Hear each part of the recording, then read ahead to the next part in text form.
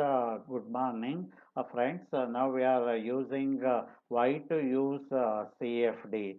So it is uh, very much useful in the pre-design of the components. That is here simulation versus experiments. So compared to doing experiments physically, so simulations found cheaper, faster, and safer.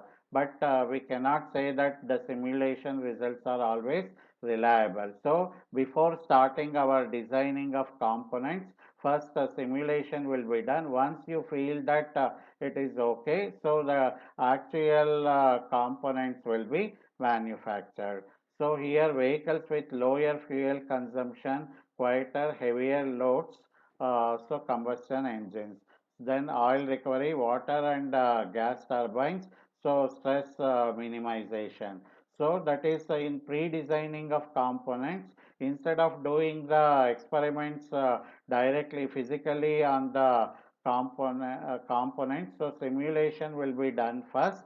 So then if you feel that the results are okay, so then the actual experiments will be done on the components which are designed.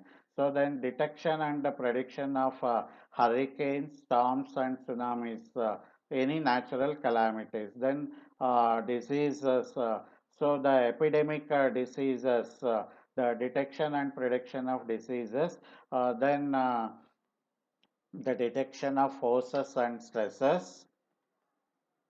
Then the CFD solution tool chain will consist of these steps. So CAD description of the geometry, then grid generation from the CAD model what we have done earlier, then problem setup, then pre-processing, so then solving. So it is run by the solver, then post-processing. So extract and compute information here, then visualization, so which is very most important. Once the post processing is done, so visualizing the things is very much important. So then interpretation of physics, mathematics, and experiments.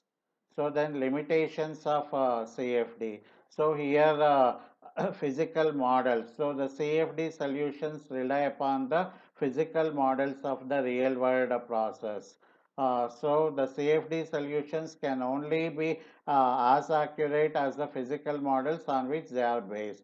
If the physical models are okay, then the solutions obtained in CFD on these physical models are also okay. So numerical errors. So solving equations on a computer definitely will introduce the numerical errors. So then there will be round off errors and truncation errors due to approximations in the numerical methods. So then boundary conditions. As with the physical models, the accuracy of the CFD solution is only as good as the initial boundary conditions provided to the numerical model. So here you can feel the analysis, that is the computational fluid dynamics analysis here.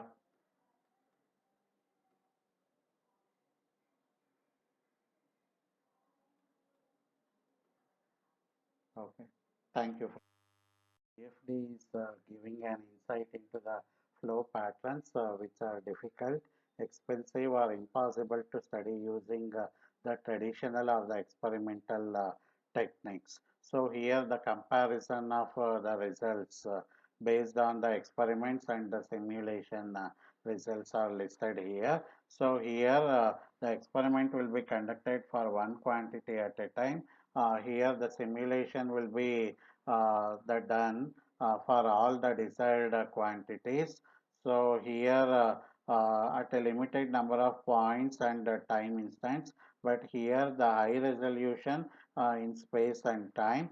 So the experiment will be conducted for a laboratory scale model. Here a simulation will be done for the actual flow domain. So here experiments are for a limited range of problems and operating conditions. So simulation will be for virtually any problem and realistic operating conditions here.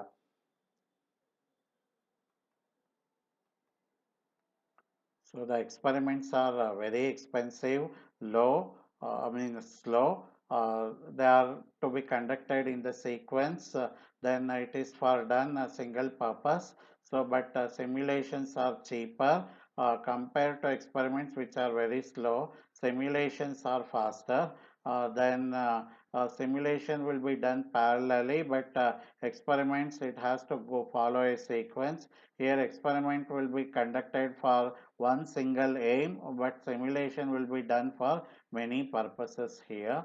So here for conducting the experiment, the equipments and personals are very difficult to transport, but CFD software is portable. You can sit anywhere and do the simulation. So it is very useful and you can modify any point of time.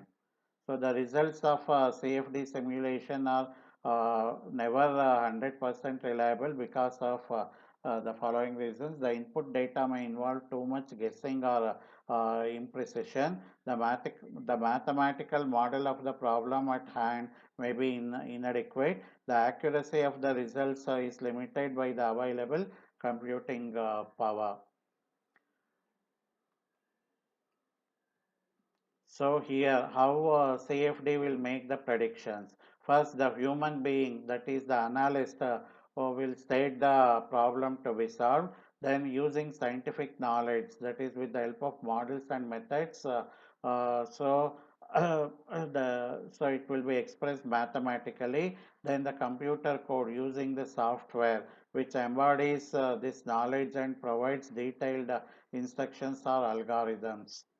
Then the computer hardware which perform the actual calculations, then the human being who is going to inspect and interpret the results of the simulation done.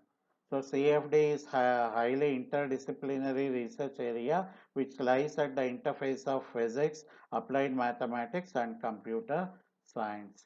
So the CFD analysis process, as we discussed earlier, so it flows like this. So the problem statement, then mathematical model will be formulated, then the generation of mesh, then space discretization, time discretization, then the iterative solver, then using CFD software. So the implementation will be done, then the running of simulation, then post processing, and then verification of the model. So this is the process of CFD analysis. Then how does the CFD will make the predictions?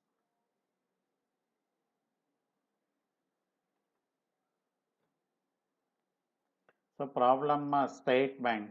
What is known about the flow problem to be dealt with? What physical phenomena need to be taken into account?